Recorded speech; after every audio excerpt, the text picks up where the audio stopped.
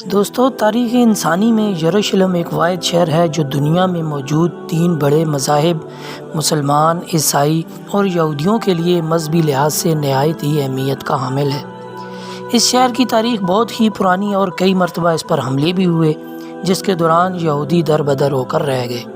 آج بھی ماہر آثار قدیمہ ان کھنڈرات میں موجود وہ عمارتیں تلاش کرنے کی کوشش کرتے ہیں جو اس شہر کے اجڑنے کی وجہ سے نظروں سے اوجھل ہو گئیں۔ پہلی مرتبہ یہ شہر حضرت داؤد علیہ السلام کے دور میں تعمیر ہوا۔ وہ اللہ پاک کے جلیل القدر پیغمبر تھے۔ ان کا نام قرآن مجید میں 16 مرتبہ آیا ہے۔ وہ پہلے پیغمبر ہیں جنہیں بنی اسرائیل کی بادشاہی بھی عطا ہوئی۔ قرآن پاک میں حضرت آدم علیہ السلام کے علاوہ حضرت داؤد علیہ السلام وہ واحد پیغمبر ہیں جنہیں خلیفہ کہہ کر بھی پکارا گیا۔ آپ کو بادشاہت ملنے سے 1000 سال قبل وہ دور تھا جب بنی اسرائیل سے فلسطین کے اکثر علاقے چھینے جا چکے تھے۔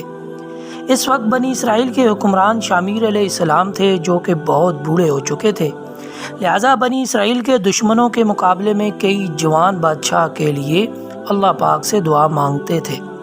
اللہ پاک کے حکم کے مطابق حضرت شامیر علیہ السلام نے 30 سالہ طالوت کو ان پر بادشاہ مقرر کرنا چاہا، مگر بنی اسرائیل نے انہیں بادشاہ تسلیم کرنے سے انکار کر دیا اور شرط یہ رکھی کہ جب تک صندوق سکینہ ان کے حوالے نہ کر دیا جائے وہ طالوت کی بادشاہی کی اطاعت نہیں کریں گے۔ دوستو، یہ تابوت سکینہ آخر کیا تھا اور بنی اسرائیل اسے اتنی اہمیت کیوں دیتے تھے؟ اس بات کو سمجھنے کے لیے ہمیں تاریخ میں بہت پیچھے جانا پڑے گا۔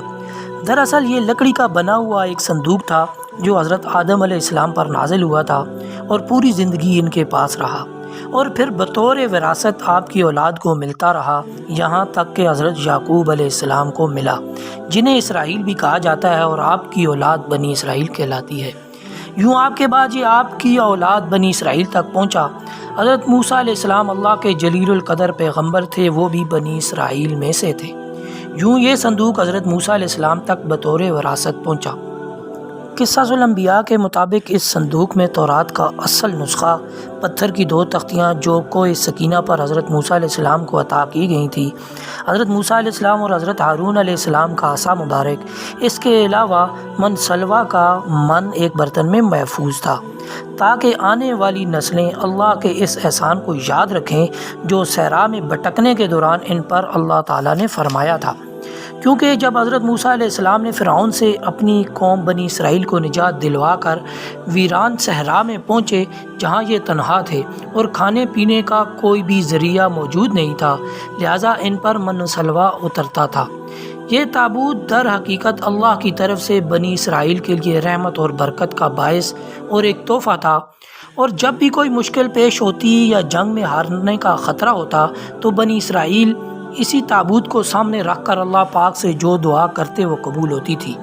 یعنی یہ تابوت بنی اسرائیل کے لیے تابوت سکینہ ثابت ہوا۔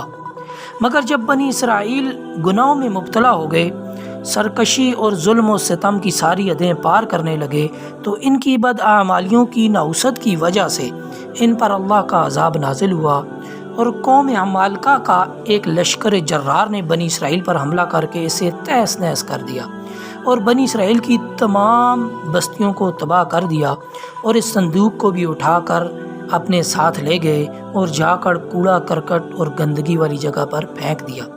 اس بے ادبی کرنے پر اللہ نے قوم عمالقہ پر اپنا عذاب نازل کیا، یہاں تک کہ طرح طرح کی بیماریاں ان پر مسلط ہو گئیں، اور قوم عمالقہ کے 5 شہر دیکھتے ہی دیکھتے ویران ہو گئے۔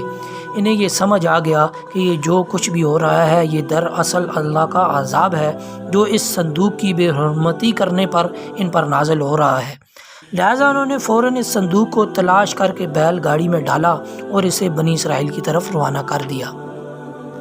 اللہ پاک نے 4 فرشتوں کو بھیجا جنہوں نے اس مبارک صندوق کو اٹھا کر حضرت شامیر علیہ السلام کی خدمت میں پیش کر دیا۔ یوں حضرت شامیر علیہ السلام نے وہ صندوق بنی اسرائیل کے حوالے کر دیا۔ یوں شرط کے مطابق یعنی تابوت کے مل جانے پر بنی اسرائیل نے طالوت کو بادشاہ تسلیم کر لیا۔ حضرت داؤد علیہ السلام نے کم عمری میں طالوت بادشاہ کے لشکر میں شمولیت اختیار کی تھی۔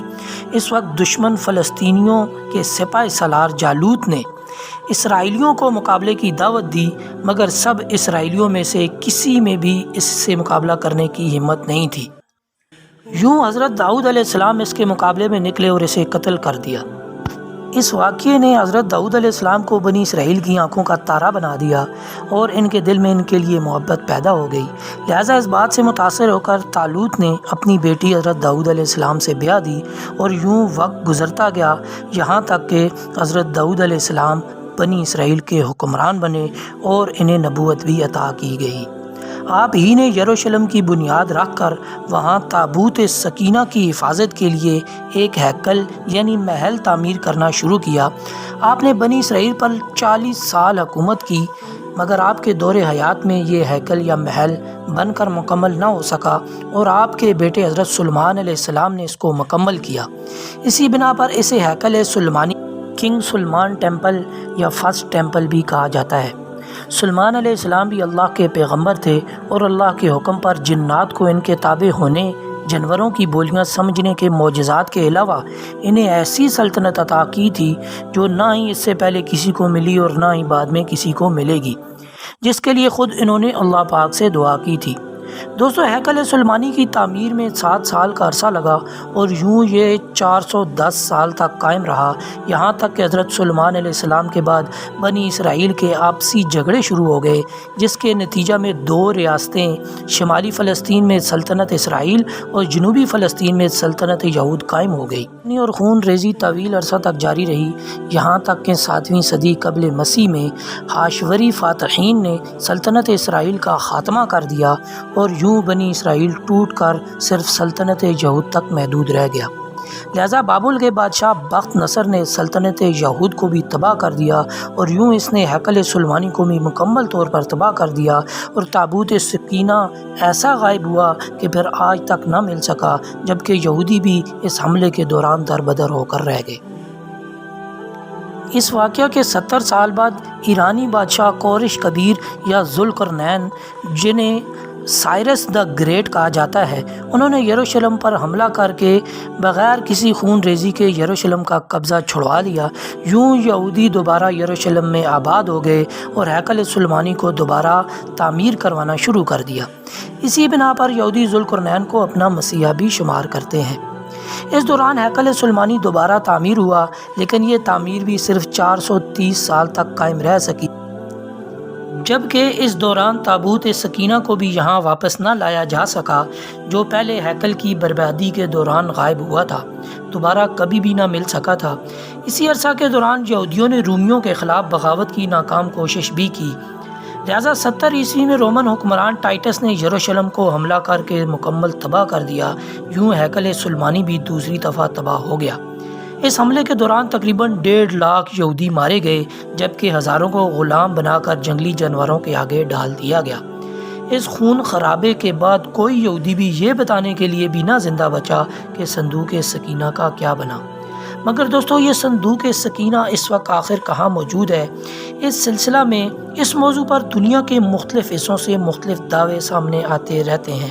مثال کے طور پر کچھ یہودیوں کا اس پر دعویٰ ہے کہ وہ اردن کے علاقے جبل نیوب کے علاقے میں کہیں موجود ہے، جبکہ کچھ لوگ ایتھوپیا کے گرجا گھر میں موجودگی کا دعویٰ کرتے ہیں، جبکہ کچھ لوگوں کا یہ ماننا ہے کہ یہ ملکہ برطانیہ کے تخت کے نیچے موجود ہے، جہاں ملکہ کی تخت پوشی کی جاتی ہے۔ غرض یہ کہ دنیا کے مختلف حصوں سے مختلف لوگوں سے دعوے سامنے آتے رہتے ہیں، اور ماہر آثار قدیمہ اور یہودی اسے ڈھونڈنے کے لیے ایڑی چوٹی کا زور لگا رہے ہیں اور اسے ڈھونڈنے کی پوری کوشش کر رہے ہیں، مگر یہ در حقیقت اس وقت کہاں موجود ہے یہ اللہ کے سوا کوئی نہیں جانتا، اور جب تک یقیناً اللہ اسے خود ظاہر نہ کرنا چاہے، اسے کوئی بھی کبھی بھی ڈھونڈ نہیں پائے گا۔ دوستو، امید کرتا ہوں آج کی یہ ویڈیو آپ کے لیے بہت زیادہ انٹرسٹنگ رہی ہوگی اور آپ کے نالج میں اضافے کا باعث بھی بنی ہوگی۔ ویڈیو اچھی لگی ہو تو لائک، کمنٹ اور شیئر ضرور کریں، اور مزید اس طرح کی ویڈیو کے لیے ہمارے چینل کو ضرور سبسکرائب کریں۔ شکریہ۔